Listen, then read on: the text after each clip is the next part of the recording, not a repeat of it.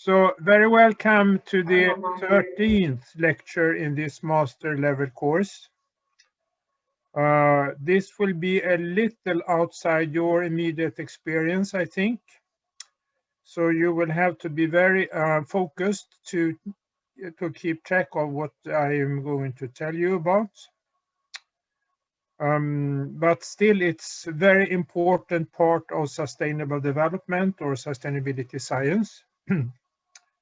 I should start by reminding you of this slide we had a couple of lectures ago, the so-called frames. We talk very often about the triple bottom lines, ecological, social, and economic dimension of sustainable development. And this has been the three areas in which companies and often also authorities have reported on sustainable development. So it's very, very established as frames. You see there is an economic frame. And if you look at this one, which I like a little more, you see that this particular frame, which is called the compass, it has divided a little differently. So we have north for nature, which is environmental concerns, S south for society, which is social, society concerns, east E for economy, and W west for well-being. This is health. So we differentiate here between the individuals and society as a whole, and I think this is very good.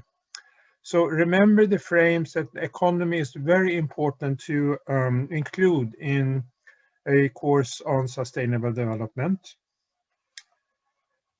I should also in this context remind you about market economy, because the economy we are dealing with is basically a market economy that is not a state governed economy completely, like for example in the Soviet Union, but the market economy. Now everyone also in former Soviet Union know what is a market. You just need to go to the market and to buy some fruits or some vegetables or something, you find out what is a market.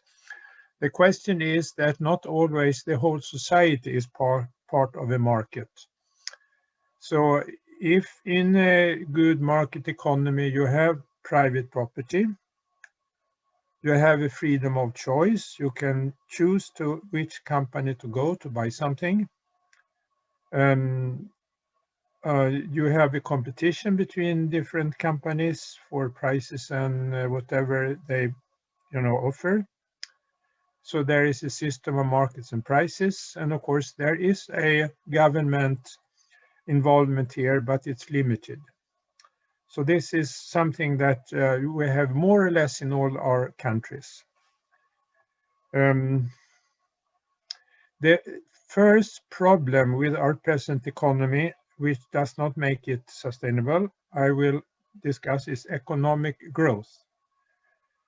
And we might remind ourselves from this slide, which is from the first lecture, the economy in the world measured as gross domestic product increased 14 times during the 20th century, is still increasing.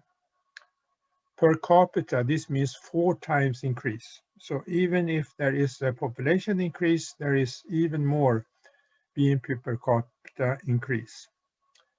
Increase measured in percent. You have an annual increase of 3%. And if you have 3% per year, you have a doubling after 24 years. It's 4 times more after 48 years, and so on. So this is exponential growth. You need to be aware about exponential growth. So it's quicker and quicker and quicker. Still, because of course it's not possible to have exponential growth forever, but still economic growth has been and still is the most important policy in all countries since about 1950s. And the economic growth is strongly correlated with flow of resources, both for products and services, and consumption, of course. And, this is not sustainable, as we have talked about many times already.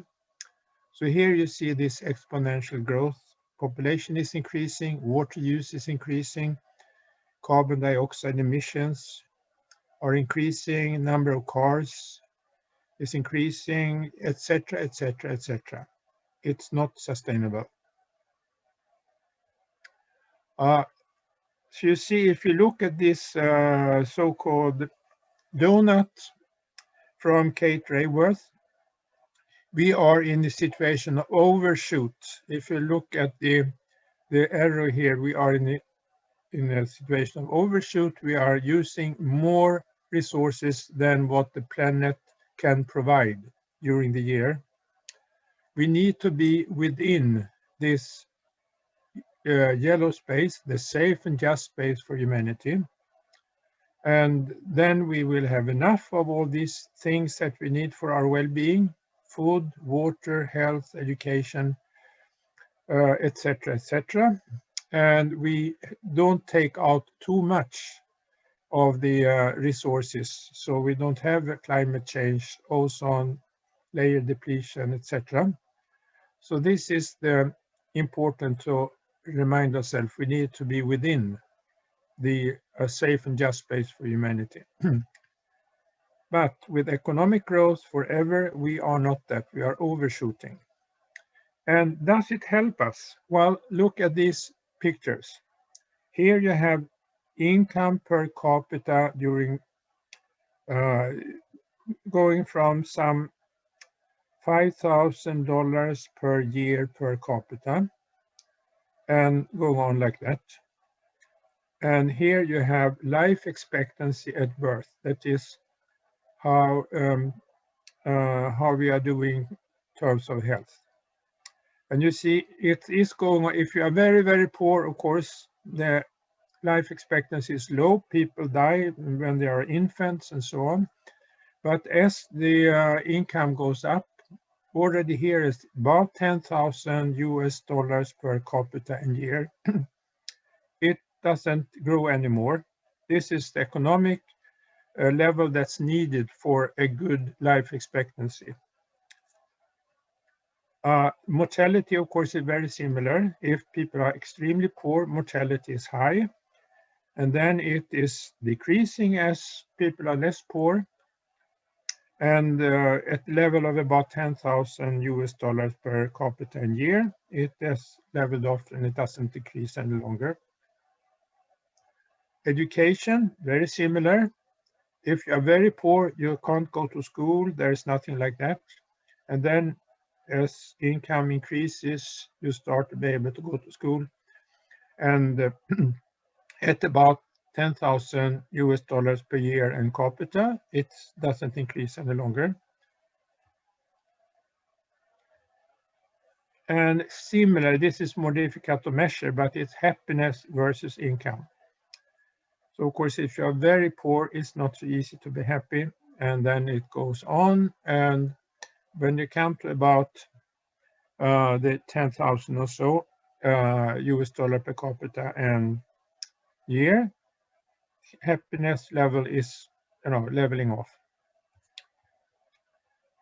So you see, it's not so that we get happier, healthier, and so on, parallel with increased income. What we really want to have to be well, the so-called subjective well-being, you see, the relationship within the family is the most important. It's almost half of the factors that influence your well-being. To be healthy, not sick, is about a quarter.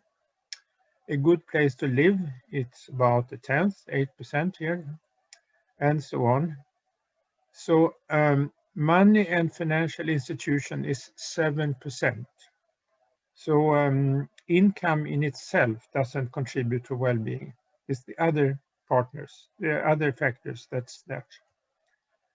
So now the question is, why then do we want to be richer instead of happier? We try to be richer all the time, but it doesn't increase well-being. So this is difficult to understand. We need to look more into that. I should say that measuring GDP, the gross domestic product, as the say the success of a country or a state is not a good measure. It only looks at total economic activities in the country, good as well as bad. If you have, for example, these big fires of the forest, of course, they produce a lot of economy, but it's not very good. If you have a lot of health care, whether it's good or bad, it contributes to GDP and so on. So it doesn't really measure, success. It was never meant to be a measure of success. It's very clear from when it was introduced seriously in the 1940s.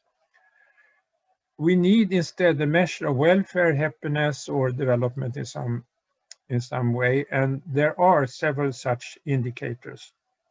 The mostly used is perhaps Social Development Index, SDI, which is the United Nations measure, but there are very many others proposed and also used. For example, Genuine Progress Indicator.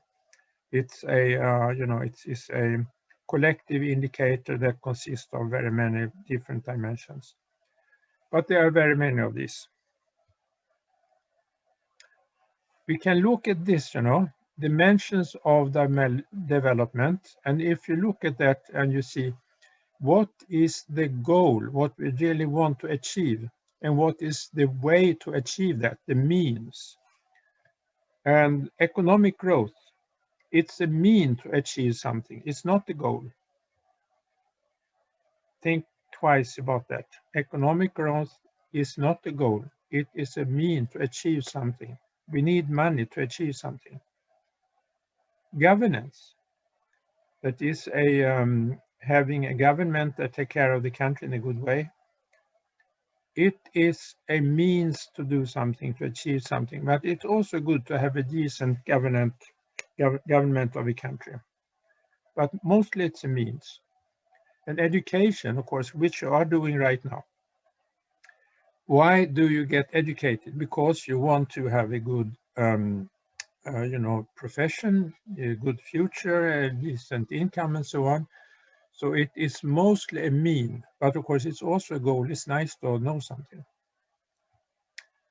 Environmental things is a little different now because it's a goal to have a good environment. It's not only a mean, but it's also a mean, of course, to achieve some goals. And health is very much a goal, that is, we want to be healthy, but it also a means to be able to achieve the other goals. And human rights is very much a goal. We really want to live in a society where humans are respected, they have rights. So it's mostly a goal. And culture, that is to be able to, fulfill our life dreams, spend time with music or whatever you like to read, to go to theaters, etc., etc. It's something that you like. So think about this. What is important in life? Another problem I would like to take up. Now we have talked about, economic growth. We have talked about what is important in development. But a problem with today's economy is that we have an unequal wealth distribution. Some people are extremely rich and very many more people are not at all rich, rather poor. So in the World Institute of Development Economics year 2000, the estimate was that the 1% population in the world owned 40% of the assets. You look at similar figures from a report from newspaper I picked up here, it's about the same. And if you go a little later, I picked up this figure from 2014, that the very, very richest persons in the world, individuals, 85 of them have a combined wealth that is equal to 3.5 billion, half the world population. So 85 people have the same wealth as 3.5 billion. It's Oxfam, it reports every year. This is a little more recent figures. It's from 2019. It's the most recent I found. And you see to the left that people who own $1 million or more, they have the blue thing there. It's more than 40%, about 45% of the wealth of the planet, and they represent about 1% of adults. That is the red mark on the left side. If you go to the right side, you see people who are owning less than $10,000. That is the poorest. You see the wealth share, the blue one, is very small. It's about 2%, but they represent more than half of the world population. So the present economic system is extremely uneven, and we need to deal with that as well. It's not sustainable. This is a picture to see a little from where does this come, this extremely uneven distribution of income. Sorry for this is in Swedish. I picked up from a Swedish book. And you see the this is a difference between the richer and the less rich. And it's from UK, United Kingdom. As we have the names of the Prime Minister, Thatcher, Major, and Blair here. And you see the big difference going from 1 to 1.5 more or less happened during a few years, started during Thatcher, and then went on during Major and decreased a little. This is what we call the neoliberal project. I picked this up from a rather interesting person, Ross Jackson. He was a financing star, but left United States and settled in Denmark as an eco-farmer. And he wrote a book. And he said it started with Margaret Thatcher and Ronald Reagan in the 1980s. It supported big business with deregulation, reduced taxes, and privatization. And of course, now this is the Western world, especially UK and United States. It leads to increased consumption and a loan-based economy and much uneven distribution of income and wealth. It leads to the requirement of increased progress marginals and short-term economy. And also it leads to a lot of speculation in the economy, trading with derivatives and so on. Yeah, so this is the neoliberal economy we are living with still. And it started with the United Kingdom and United States, but it's now used in the whole Western world. And I'm not quite sure how important it is in Uzbekistan. You have to find out. So this is what it looks like. This comes from another British book, The Spirit Level, from 2011, Pickett and Wilkinson's book. And it describes the unequal economy. Here is one chart from their book. So you see the health problem, which is on the y-axis here, is increasing with a larger difference in income and wealth. So a country with much unequal distribution of income and wealth is less healthy. And this is not only for the poor, it's also for the rich. And this is about social problems. You see, it's increasing with larger differences as well. No, it doesn't. I am talking about a different chart. This chart shows that there is not much of a connection between, you see, it's not a clear line anywhere really.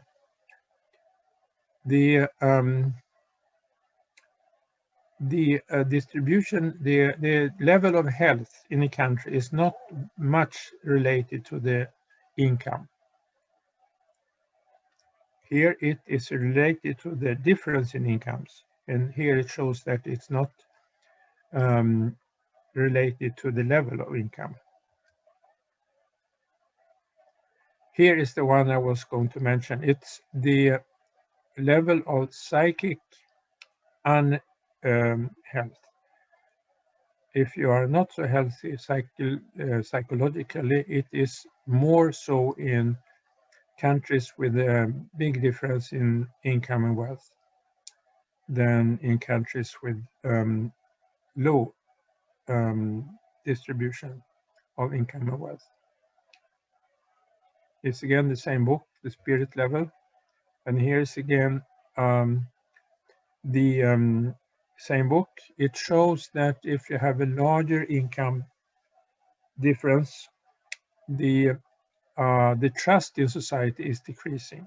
So the trust in society has to do with how much difference there is between the wealthiest and the most poor people. Some people have, argued that it's possible to differentiate between material consumption and economy. This is called decoupling. You decouple material consumption and economic growth. And this is what you see during a period with much economic growth from 1975 to the year 2000. You see the material consumption was not increasing that much, a little, but the economy was increasing very much, a factor of 2. And if you go to our time, it's a factor of 3, in fact. But anyhow, if you look at the coupling between material consumption and income, you see that it's decreasing. So there is a relative decoupling. There is more money per material consumption with time here. You see, we have a relative decoupling, but we don't have an absolute decoupling. So absolute decoupling, it should actually go down much more, but it doesn't. So we are talking about the rebound effect. When we have a relative decoupling, people get more money, although they're using the same amount of resources. And this is counteracted by the fact that the more money they have, they use in some way. So, for example, if you are getting richer, you use it by traveling very much, by air, for example, then you have an you have an environmental impact. So the rebound effect tells you that saving money because of less consumption doesn't help very much, because people are using their extra money for something that have an environmental impact. This is called the rebound effect.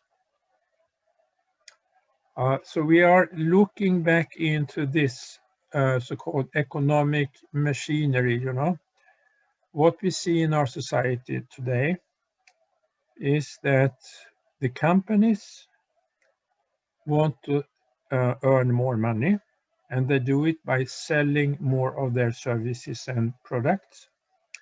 This requests that consumers must buy more of that. And it requires also that the efficiency of production is increasing. So you have increasing productivity, you have investments, you have consumer spending, and so on. So this is this wheel, the engine of growth in market economies, makes the basic of increasing economy. And it's of course not possible to continue with this eternally. You need to stop it somehow. You can't just consume more and more and more, and companies can't earn more and more and more. It has to stop somewhere. So the question is how this engine of growth, economic growth, could be stopped and exchanged for something else, a so-called steady state economy. How should it be done? Well, it has to do with the economic system as such. Our financial system is incompatible incompatible with sustainability in several ways. And this is based on a book that was published by Lyotard. It's a Belgian economist. He was, head of the National Bank in Belgium. He was one of the persons who actually introduced the euro in Europe. And then he left that and started to live in a small town in Vermont in United States, where he started to deal with sustainability. So he is extremely well informed about this. And you can read about what his conclusion is on this link here. I will just tell you how he says that our economic system is not sustainable. It causes boom and bust cycles in the economy. So it means that there are collapses quite often. For example, 2008, 2009, remember there was a collapse. It produces short-term thinking. If we invest, we want to get the money back very soon. It requires unending growth in itself. The economic system as such leads to economic growth. It concentrates wealth, meaning that it leads to this inequality between the richest and the most poor people. The system itself leads to that. And it destroys social capital. That is, it destroys the cohesion in societies. And it's very much speculative. People deal with money instead of, products. And of course, it lacks monetary diversity. That is, instead of having many currencies in different countries, there is a tendency to have just one currency. For example, now the US dollars is very much important in our economy, but the lack of diversity makes the system less stable. So you have less monetary diversity. It is more it can collapse easier. It's less sustainable. You have more monetary diversity, and it is more sustainable. This is some details about these 7 aspects of the financial system, and we can't go around all of it. I'm just mentioning it, and you have to look at it in all the pictures I have will be possible to download from the homepage of the course. But yeah, I give you some aspects here. So first, this the sustainability of the system between 1970 and 2010. You had 145 banking crises, 200 monetary crises, and so on. A total of 425 system crises in 150 countries. So the system is not stable. And then you have this bank debt money carries interest. So the interest makes it more difficult to discount all future cost. That is, since you can't discount future cost, it leads to short-term thinking. But sustainability, of course, has to do with long-term. That is the nature of sustainability is long-term, not short-term. And because you have compound interest or interest on interest, percent on percent, you have exponential growth. And exponential growth, of course, is not sustainable in the finite world. And then we have the wealth flowing to the top and increasing poverty at the bottom. So this, the fact that you earn money on capital more than on income generates this aspect of the economic system. So wealth is accumulating, so you have more inequality in the system. And as we saw in this book on inequality, it leads, this unequal distribution of wealth and income leads to selfish and non-collaborative behaviors. Instead of having the society as a single system where people help each other, it is in the opposite, non-collaborative societies. And then looking at all the flows of money, it's possible to see that only some of the flow of money is connected to the export and import of goods and services in the world. It's only about 2% that is connected to that. So 98% of transactions on these markets are speculative. It's a speculative economy. Now there are several suggestions of how to deal with that, but none of them have been implemented because people in the economy doesn't want it. And then finally, I mentioned this monetary monoculture. One currency is dominating. In this case, it's mostly United States dollars. But that tends to spawn a brittle and unsustainable system, which can collapse more easily and has more serious consequences when it collapses. So now I spent the first half hour here on describing our economy and what is not sustainable with it, and we will spend the next half hour in looking at what we can do about it and what would then a sustainable economy be. But now it's time for a break, and during the break, please think a little about how much economic growth you have seen in your country. Perhaps it's a little less than in our country, but anyhow. What you see about the unequal distribution of wealth and income in your country. Do you have a lot of poverty? Do you have extremely rich people? And what about corruption? Because, of course, in Uzbekistan, corruption is a big problem. We are aware of that. It does exist everywhere, but it's a little worse in Uzbekistan. So, this was the first half. So this half hour, we will talk about how to make our economy more sustainable.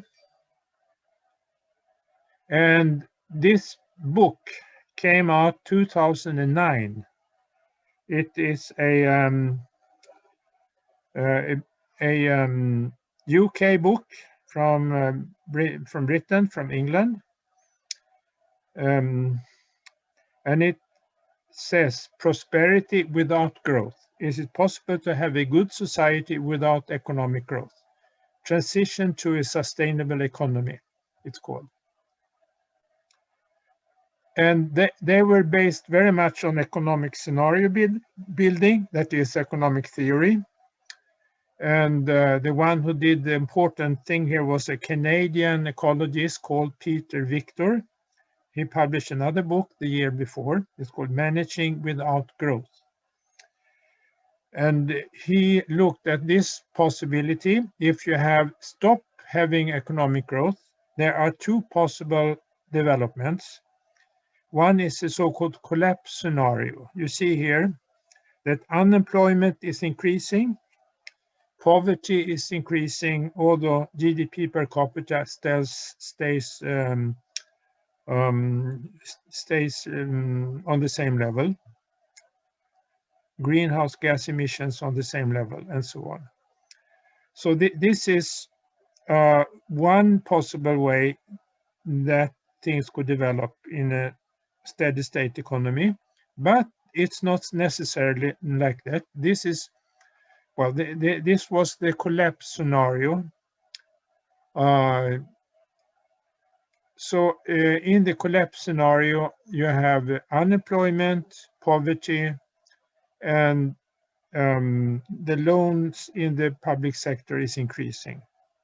So this is, of course, not what we want. It's not acceptable. But here is the other possible development, a so-called the resilience scenario. So here you see that the GDP per capita is going up, but very little and slowly, and at level of after 20 years or so, it's steady state, in fact. Unemployment is going down rather than up, and greenhouse gases is going down, and the loans, the debt, are going down as well. And so is poverty, in fact. So this is a very good scenario, the resilient scenario for no growth or steady state economy. So here it says something. It takes a long time to achieve this, about 30 years, in fact. And the GDP per capita after these 20 or 25 or 30 years is 17% higher. So there is a growth the first years, but then it's stable. And the economic stabilization makes increase from started with 1.8% per year, and it ended with 0.1% per year. So it's not zero, but it's close to zero. The resilience scenario, what did they do to achieve that? Well, one important part is investments. Investments went much from private to public. So public goods are being favored instead of private goods. So public goods, it's health sector, it's environmental protection like water works and so on, and whatever everything you have that is common, roads, etc. And then the second very important part is that you are reducing the number of working hours. So we work less and we share the working hours between us more. So there is very little unemployment. And then savings ratio is increased, meaning that you don't take loans, you save instead. And to be honest, it doesn't say here, but the national income has to increase, so there has to be higher taxation. So this is some aspects of the resilience scenario, and just to point out that this exists, it's possible. 3 roads to a green inclusive economy here, which are important. It has to be energy efficient, one has to be efficient, one has to rely on biological resources, and one needs to take care of recycling. So these are 3 important parts of such a thing. And how should it be done? Well, the first that is pointed out very, very often is the green tax reform. It means that instead of taxing your income, you tax resource use. So if you are using energy, there is a high tax for that. But on the other side, you don't pay so much tax for your income. So if you are using, say, wood, you pay tax for that, and so on. So green tax reform is very important. You can exchange BNP as a measure of national progress to something that's more,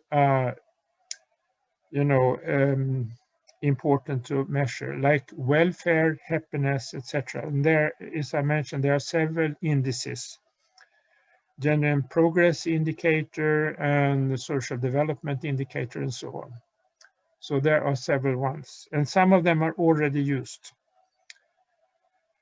And then it's important to protect the environment. It's much more important than economic growth. That is, one should never downplay environment in favor of growth. On the contrary, no growth at the expense of environmental degradation. So this is one important aspect. And the fourth one is consumption of services. That is, we should buy services instead of things. For example, I should not buy a car, I should rent a car, saying that the company that rents the car to me should take care of everything with the car, fuel, repair, and everything. which makes the car much more resilient. There are many examples of that. So these are important things to remember. Investments is a very key thing when changing over to a sustainable economy. But, investments is also problematic. Individuals, private person, they look in a very short distance. They favor today over tomorrow, which means that they are unwilling to pay something that when you get the benefits back tomorrow. It does exist, and for example, for pension, people are forced to pay regularly for pension, which will happen in the long-term future, but that is under the rule of the state. That is not any choice here. Companies, they invest, of course, all the time, and the usual thing is that they want payback time as short as possible, of course, but up to 5 years we see quite often. They buy something, they take a loan to buy something, and then they start to earn money for that, and they want to get the money for the loan back within 5 years or so. I gave you some examples a week ago on people investing in more energy efficiency in buildings. And then the payback time was more like 8 years. But so that's also possible. And the public sector, of course, they should take very long-term loans. For example, they build a waterworks or a biogas production facility and so on. And they might expect the money to come back in, 10, 20, 30, 40, up to 50 years, in fact. So these investment scales are quite important to look at. And then in governance, of course, one have to look at what should the government do in a sustainable economy. They should be, responsible for the robust macroeconomics. That's what we described a little while ago, the resilience scenario. That's a job for the government. They should look at the unsustainable social logic of consumerism. This is mostly done by changing the taxes, and the taxes is a job for the government. And then, of course, they need to put in some regulations on the economic activity. It should simply be forbidden with some things that has to do, for example, environmental limits.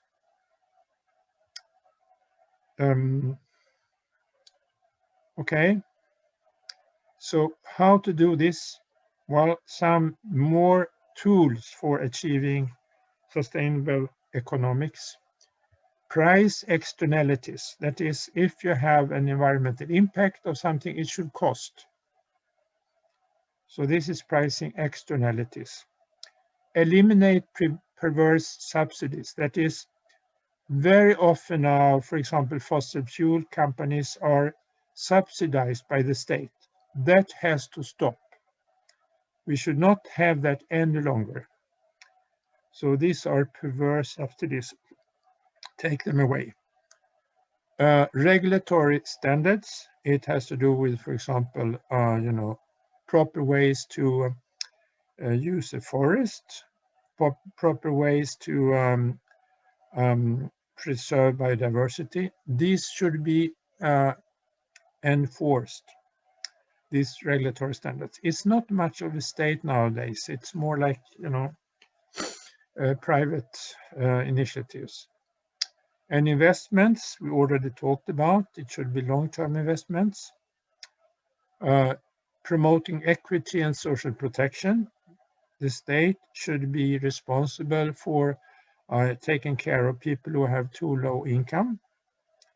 Very often, basic income is mentioned in this context. Of course, it's also decided on by the state and the government. International cooperation and assistance to poorer countries is very important. And recognizing common but differentiated responsibilities. It's a phrase that we have heard since the Brundtland report, countries have common responsibilities for a sustainable future, but they have different possibilities to execute it. So richer countries have to help, less rich countries to do this, especially outphase fossil fuels. That's important. This is from a report to the Club of Rome some 5-6 years ago. And they see what is the difference between the economy we have now, the brown economy, unsustainable economy, and the future green economy. And you see the same things again. The brown economy looks at GDP growth. The green economy looks beyond GDP growth. The current economy, the brown economy, have a short-termism, looking at it short-term. The green economy, sustainable economy, look at long-term. The brown economy want to maximize the return, while the green economy want to safeguard the long-term incomes. Well, let's look at extraction of natural resources is the brown economy. Green economy look at management of natural resources. They should be managed to continue to be available. Of course, current economy, the brown, is a linear production system, from resource use to waste. The green economy have a circular production system, so it's recirculated resources. And again, we have in the brown economy, you have short lifetime of products. In the green economy, you have a long lifetime of products. Well, that might be enough. You can look at the rest yourself. So some comments on these things. Pricing externalities. All environmental costs should be, taxed. And the pollute pays principle should be used. It is those who pollute should pay for it. And for all this pollution, it's possible to calculate what does it mean in monetary values, how many dollars or whatever it means. And the state is collecting these payments. For example, if there is acid rain, it destroys the forest. You could calculate how much it is worth, and then you ask the industry that is, emitting the acid rain to pay. So this is pricing externalities. Take away perverse subsidies. Especially this has to do with fossil fuels that need to be stopped. It also had to do with fisheries and agriculture. Some of that is supported, although there is overfishing, the fishes are still supported by the state. It has to stop. As another way is commuting, that is driving car back and forth. The car is mostly using fossil fuel and it should not be supported. So this was some comments. Investments, we also talked about, is important. Investment should support sustainable development. They should support renewable energy.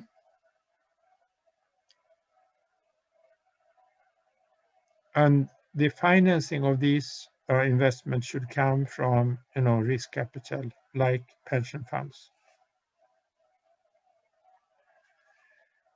And of course, we have talked about it before, what to do to achieve a sustainable economy. Well, you outphase all non-renewable resources. You pay for environmental impacts. You recycle all the resources.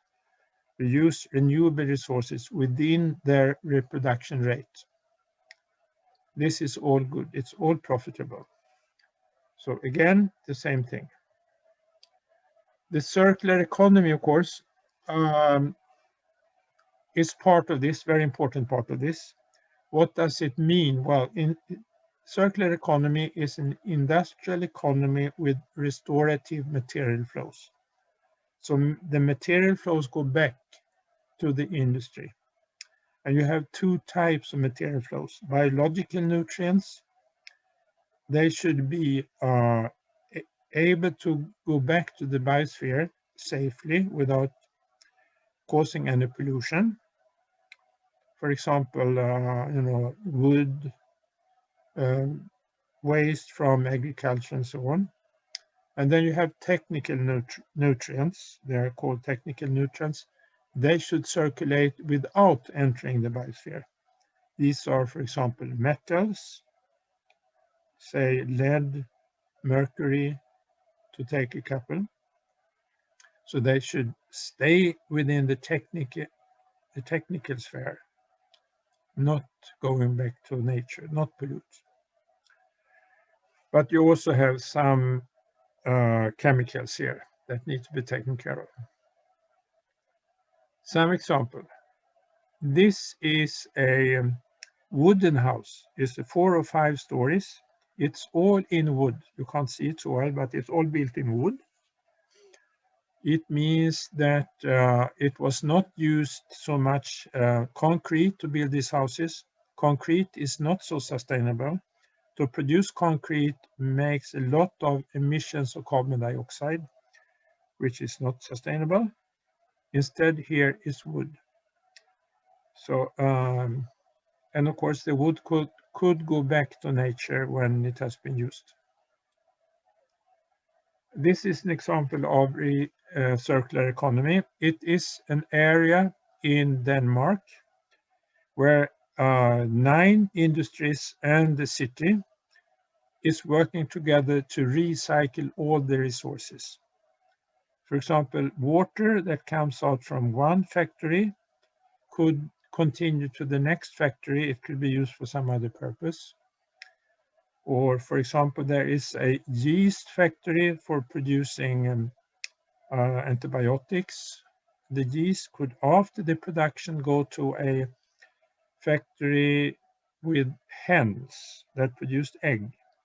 And so the yeast residues is used as food for the hen, and so on and so on. This place in Denmark is called Kalundborg, and here is a more detailed description of it. Well, there is a refinery, for example. The extra heat from the refinery goes to the city for heating the buildings. The sulfur that is collected from the refinery is used for producing boards and so on. So there is a lot of examples here. In fact, I saw the figures for water, and the water use here with this cooperation is reduced almost 10 times. They have almost 10 times less water in this system than if all the industries used independently water. So you can, if you look at this in detail, you can see some water go to the fish farms, some water go to the water treatment, of course. Surface water goes, you have water in many places here. So this is just one example of the many resources. There is also, of course, the phosphorus, the nitrogen, the kilocalories in all the organic material and so on. When it comes to recirculation, we talk about cradle to cradle. This is a way to talk about a completely circular economy. So the nutrients, this is called technical nutrients, biological nutrients, they can be used again for new production. So you see cradle to cradle, resource extraction, production, use, end of life, back to resource. This is important. Cradle to cradle, C to C.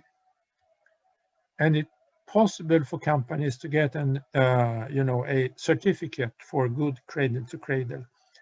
And it's developed by two fellows, Michael Braungat in Hamburg in Germany and Bill McDonough from San Francisco in the US. And you can look at their books if you wish. Well, we'll end by looking at these 4 models of a sustainable economy. It's sort of summary if you wish. We talk a little about each of the 4 ways. Economy of sharing. It means that you share things instead of each one has its own. For example, you have car pools. That is, instead of having your own car, you are part of a car pool and you could, take a car that is being used by someone else and use it whenever you need one, and then you leave it to someone else and so on.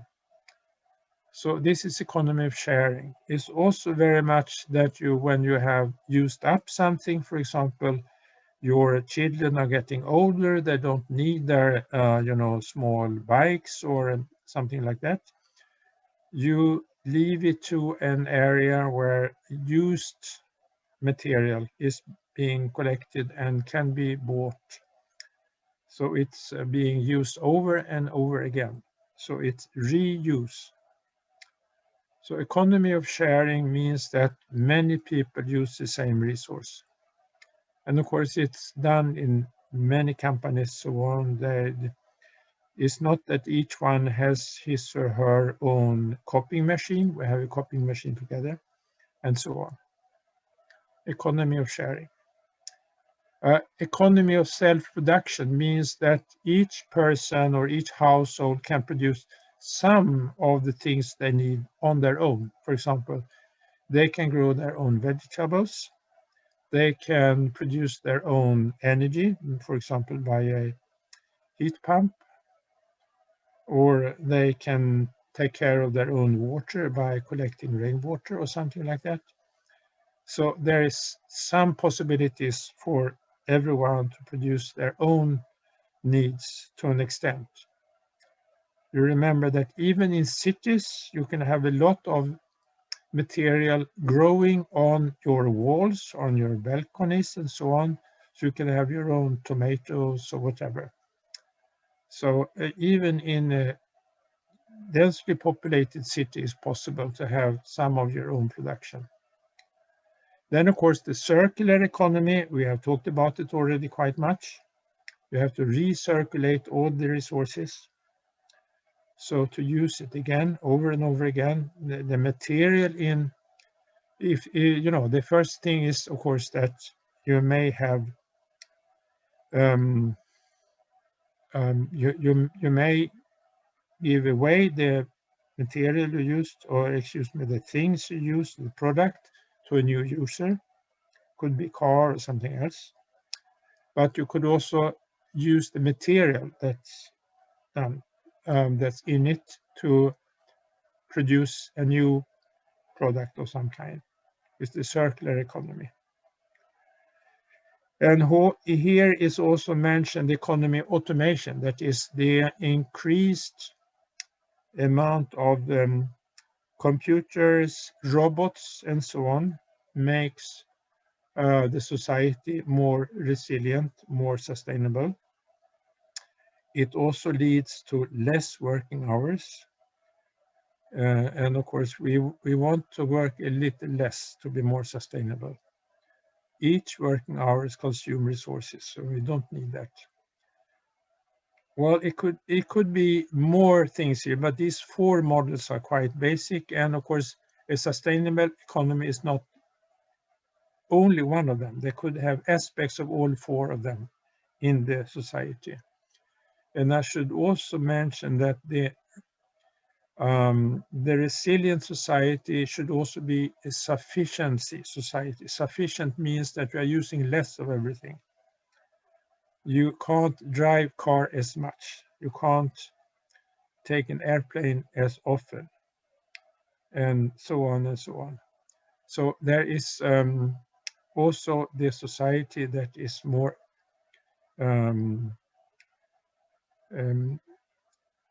sufficient. So this should be added. Okay, so much for what is a sustainable economy. And you may remember that for each of these lectures there is small reading task. And here it's not so easy to find good text on sustainable economy, so I'm giving you these small chapters from the course on sustainable development we produced some years back. And I think you now have it on the website of the course.